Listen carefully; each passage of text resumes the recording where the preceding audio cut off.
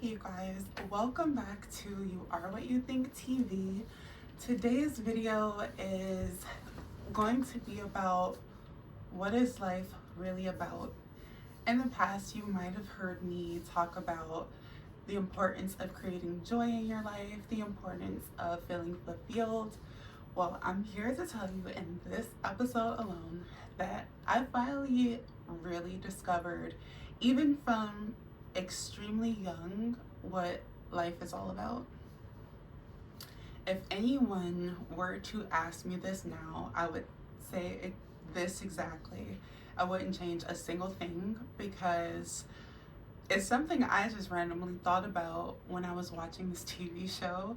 And it's crazy because some people may think that what was shared on the TV show was true, but I think is more nuance to what I heard on the TV show. So I'm going to share that, and then I'm going to go and I guess share with you what even led me to thinking about my final answer as to what life is really about. So I was watching this show, and on there someone said that life is all about sex. And I was just like, I've never heard that before. Very interesting. I was like, I can see how sex is used as a symbol to create sales, how people typically market with sex and things like that. But I'm like, honestly, when people have sex, they're looking for pleasure. And so because there are all different types of pleasure, in many ways you can receive pleasure in life, I was just like, the thing that stood out amongst everything else, I'm like, life is about pleasure. So when you think about even when you're extremely young, how you get praised and congratulated for taking your first steps as a baby or for saying your first word. We live in a society that creates this reward system from when we're extremely young, whether you're in kindergarten, going all the way through 5th grade, high school, college, it doesn't matter. When you're in college, if you do have the best score on a paper, you may win lunch with your teacher or professor. So we just live in the society that's reward based, and I feel like when people experience depression or low points in their life where they don't feel fulfilled, where they feel lost, where they may not have purpose and they are uncertain about their reasoning for existing and things like that, that they miss out on so much joy and so much fulfillment because they are looking at too big of a picture when they need to scale it to a daily, I guess, source of fulfillment. And I think that's probably why a lot of people create daily goals. I even have daily goals. Even if I don't achieve all of them, I want something to look at for reference to make sure that I'm staying focused and on track when it comes to completing things throughout my day.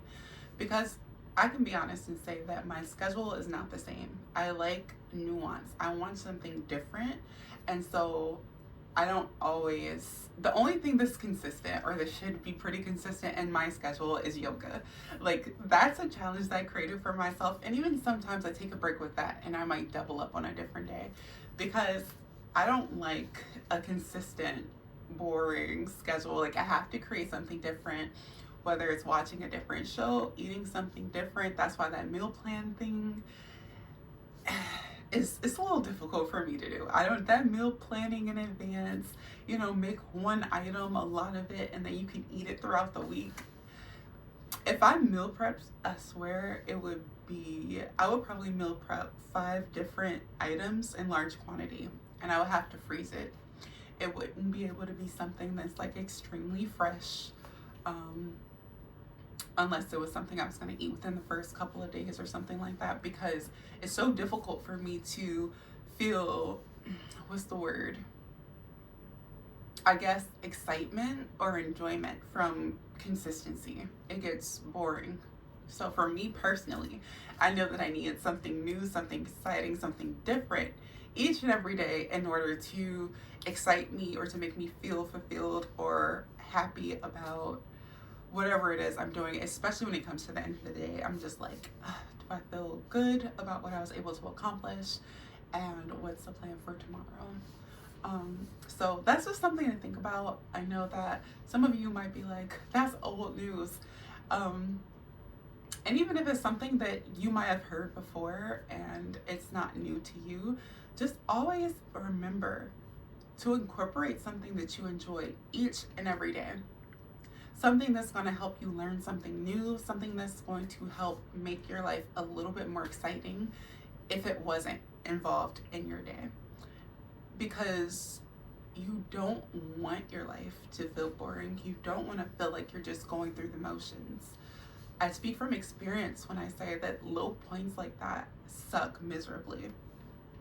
And it was towards the end of me getting through that period, as some of you may know, many years ago, like maybe 5.5 years ago, almost 5.5 years ago, that I had to remember what brings me joy, what excites me, and what makes me feel fulfilled as a person. So that's something I want you to think about as you create your daily goals list.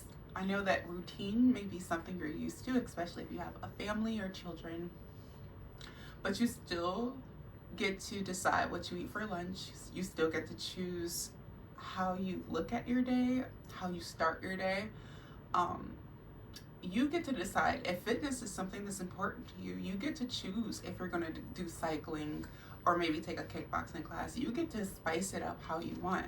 Fitness is important. I feel like it should always be incorporated, but you get to decide what that looks like. You get to decide if that's a dance class or if that's yoga. You get to choose how you take on fitness. You get to choose how you take on your health when it comes to meal prep or no meal prep. You get to decide who you choose to engage with, and you have to remember that when you look back at your day, you want to be proud of the choices you made, and you want to stand by those choices. So you want to make sure that you are prioritizing your responsibilities, but then also remember to incorporate the things that make you happy, the things that make you feel fulfilled and enjoy life, because they are just as important as paying your bills, if you ask me. Because just think about how you look at the world, or how you encounter others throughout your day when life is not going as you would like it to, and when you would, as some may say, going through the motions. A depressed person is not a happy person, so they're not going to probably bring joy into the lives of people they come across. We have to be extremely mindful of the type of energy that we're bringing into each and every situation, whether it be at work, at home, out in public, at a grocery store, at a restaurant, with friends.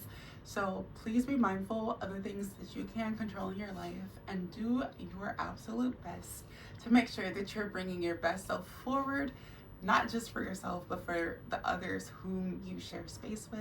And that concludes this video, guys. Hopefully you all enjoyed it. Hopefully you are tackling 2026 strong, accomplishing goals no matter how small. And keep up the good work, guys. Until next time, everyone, be well.